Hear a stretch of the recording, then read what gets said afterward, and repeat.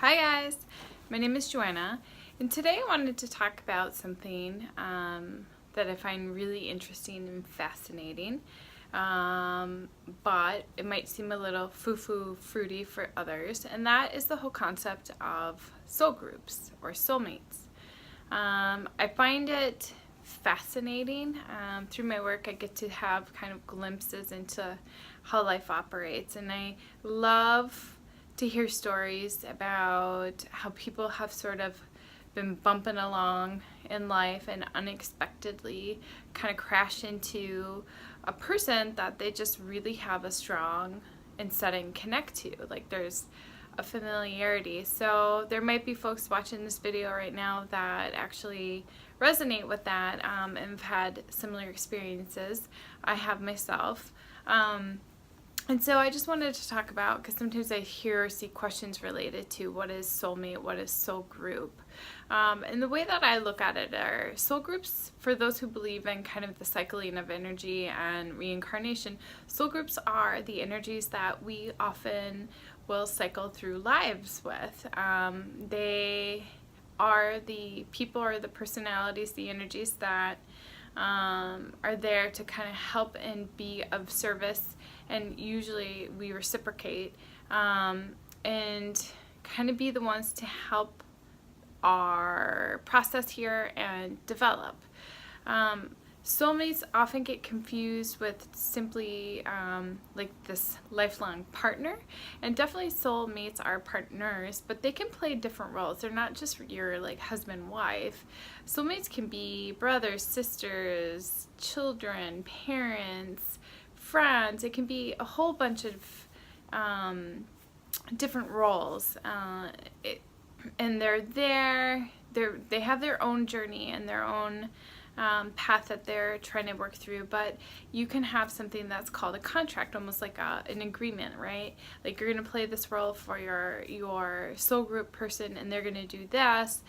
It might be one-sided, but a lot of times there's an exchange involved to help kind of progress and advance. It's, for some people, that's what life's about. It's really about kind of having these experiences to grow from, and as we know, growth is super uncomfortable and can be really painful. It can be really hard. So soulmates can actually be a real great support to that. The interesting thing about soulmates is that you can actually have what's called negative contracts with them, meaning they can actually be these huge antagonists in your life. They can be people that you might have a huge dislike, a lot of anger, hurt with, and they're playing, they may have been asked to play a certain role. Perhaps they're not actually playing the role like they were asked to, or perhaps they are, and that whole angst is really about you learning to work through a certain theme, and so they're kind of pushing that in a negative way, and we don't often think of soulmates as these antagonists, but they are. They're going to be the ones that antagonize the crap out of you, and really challenge you to grow. Sometimes this will be done with a lot of love and support and guidance, and sometimes this will hurt, and sometimes you're going to bump along into just kind of a negative personality that can cause hurt. But you will often find, upon meeting someone in your soul group, a really strong connect, a really strong, just almost an immediate deep connection to. They might actually feel familiar to you, which would make sense if you believe in reincarnation, because likely some are, and there's just sort of a peace in there. There can be an excitement, but most people can really differentiate when they've bumped into someone that seems like someone they know, someone they find themselves just behaving and responding in a really different way. Often that's the cue. They're just like, wow, why am I so excited about this person upon meeting them? Or why am I doing these things? I'm usually really quiet and reserved and distrustful, and I'm like totally bubbly and open with this person, and I have this inherent trust in them. And so likely that is someone from your soul group. So the interesting thing is you are and can be part of many soul groups. So it's not like just this one little bubble and you're limited to that. You can be in here, you can have this one, you can have this one. They can have zero overlap. So the only thing that's consistent in all of them is you. So it doesn't mean that, you know, your best friend here and your brother are actually in the same soul group. They could be, or they could be part of two different soul groups that you've cycled through. Because again, our roles can change with one another depending on the theme or sort of the lesson to be worked out. What's really interesting too about soulmates is that they are teachers to us, and we are teachers to them, and we really agree to play these roles to help each other. And usually in that agreement, it often means that we're playing kind of both sides.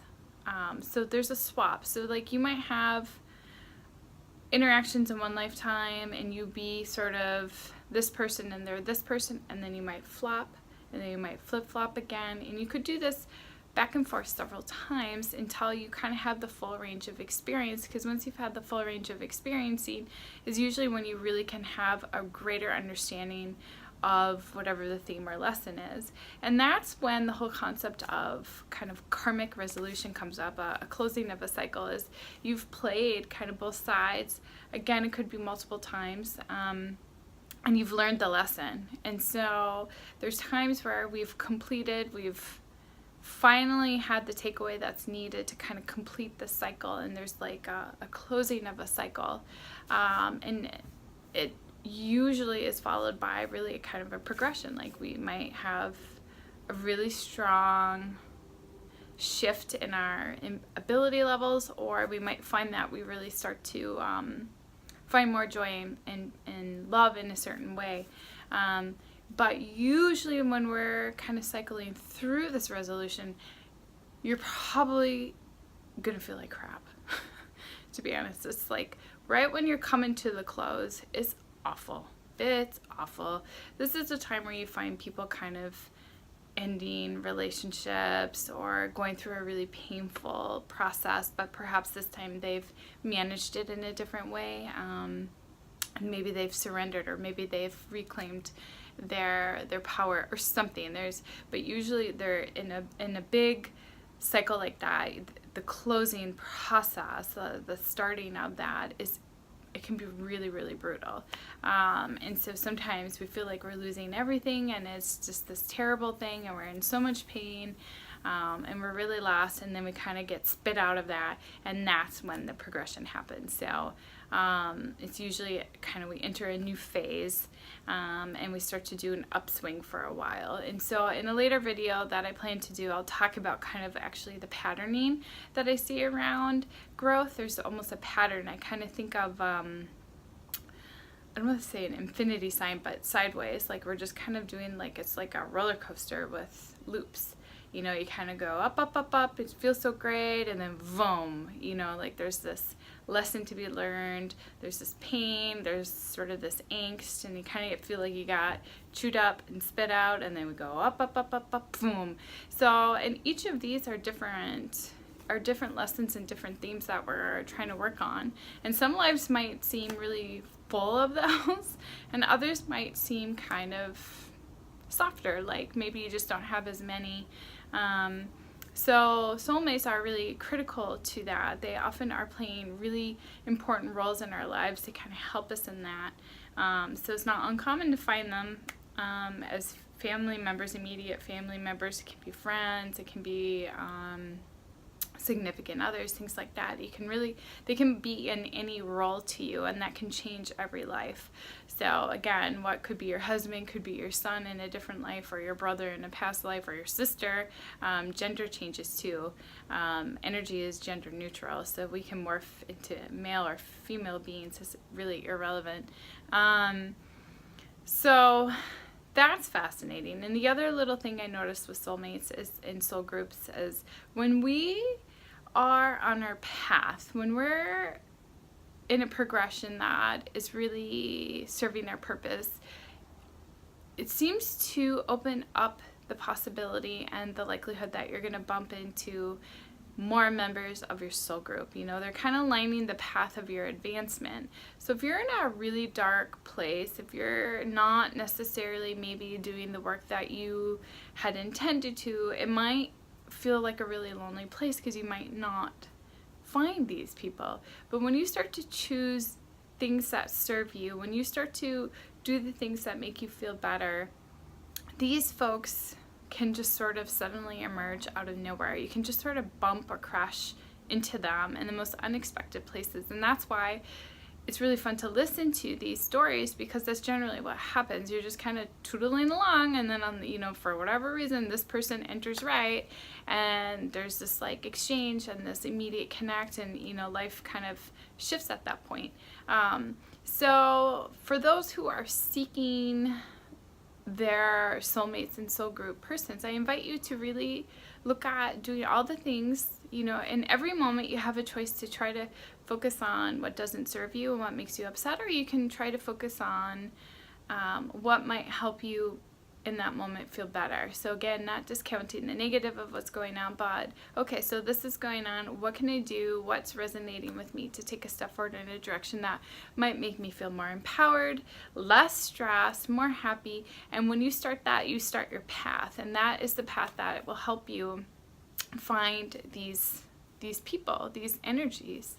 And like I said before, don't mistake soulmates for always being these positive entities in your life. They're antagonists. They're going to antagonize the living heck out of you, but they can do that in a really positive, loving way, or they can do it in a way that is really challenging and feels hurtful, maybe even cruel.